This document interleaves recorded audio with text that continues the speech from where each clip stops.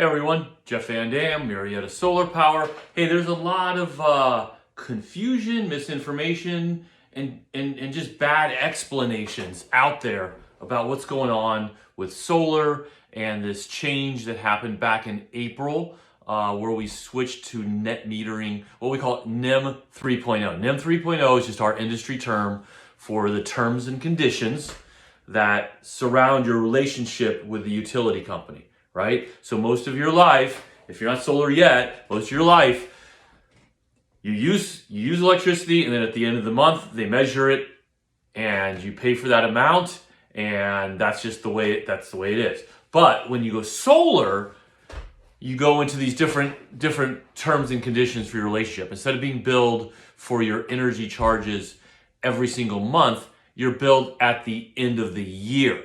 Okay, so the way solar works is you use electricity all day long, right? From midnight all the way through the day to midnight. One day you're using electricity all day long. Solar, of course, only makes electricity during the day. So how does this work? Well, it works by the utility giving you credits for the extra surplus, right? Like here's your little line of how much electricity you use, and here's the solar.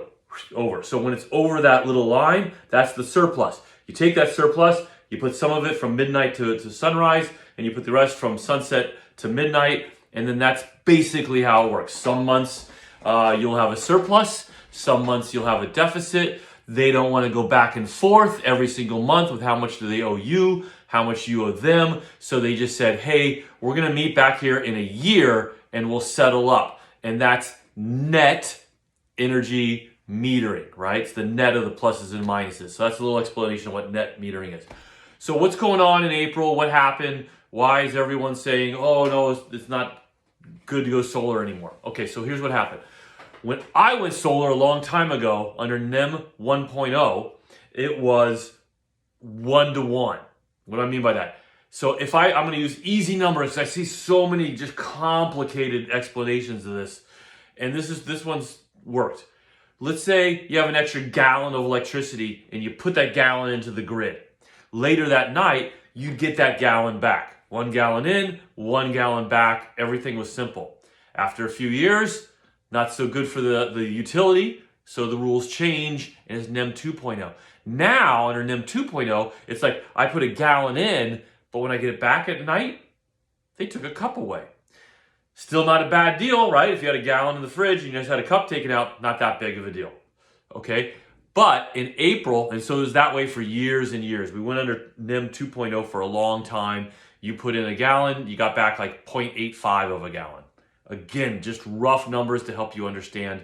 You put a gallon, they took a cup out. Now, under NEM 3.0, which happened in mid-April, you put in a gallon at the end of during the day, or gallons, right?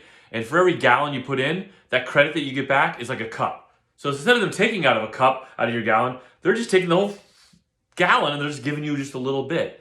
So what happened was the credits that you get back are not worth as much. And so the effect of having a solar system on your roof was mitigated, right? Now, this affects different people differently.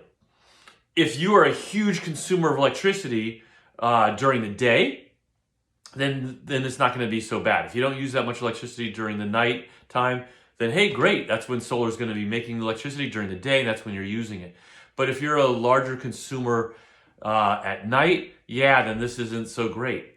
Okay, so what does that mean? Okay, so it means batteries. Batteries are now a major component of a solar system. Before, it was just your modules, the racking, which holds it to the roof, the inverter, which converts the DC to AC electricity, and that was it. There was just like 3 major components. Now we have batteries. Why do we have batteries? Because we have batteries so that you could basically have a refrigerator in your garage. So instead of putting that gallon back into the utility, you actually put it into your garage or outside into a battery that holds it. So at night, you get that you get that gallon back. Right? It didn't get taxed or diminished in any way. Put a gallon in, put a gallon back. Great. So kind of now we're like back at NEM 1.0 that I joined in. But batteries cost a lot. Yeah. So basically what happened is my customers, right? I'm pretty much not a big company anymore. It's just parts and labors over here at Murrieta Solar Power.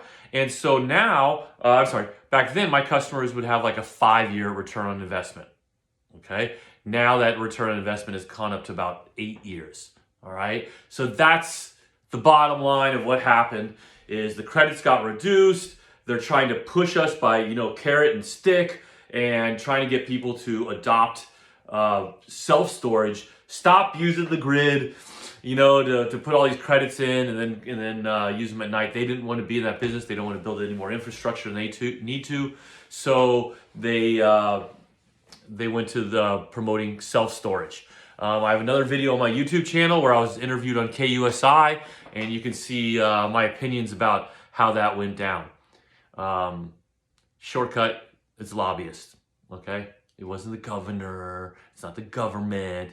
I mean, it was, but they were lobbied more than the solar side, utility side. Okay, so what do we gotta do? You gotta get batteries, or you don't go solar. Is that really a choice, not going solar? Have you seen the price increases that have already happened since April and that are happening again?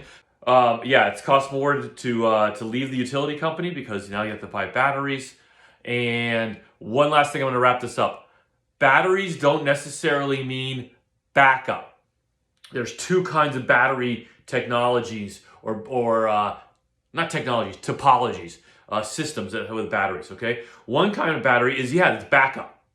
So that involves having to have a transfer switch so that if the power goes down, transfer switch switches over and you're powering your house from batteries, okay? So that adds cost because you have this other component transfer switch and you got to install it. And you got to move all your circuit breakers into a dedicated load panel. So that costs even more money. But the other kind of battery system is just for self-consumption. There's no auto transfer switch. You're still like dead in the water if the power or the utility goes out, but you're using your battery, like I alluded to earlier before, with a refrigerator in the garage. You just having batteries that are there for self-consumption. It's the lesser price increase because all you're doing is just adding batteries.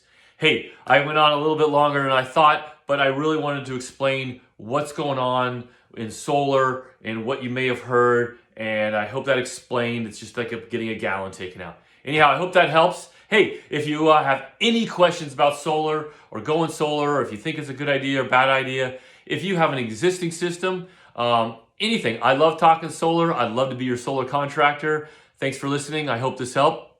Have a great day.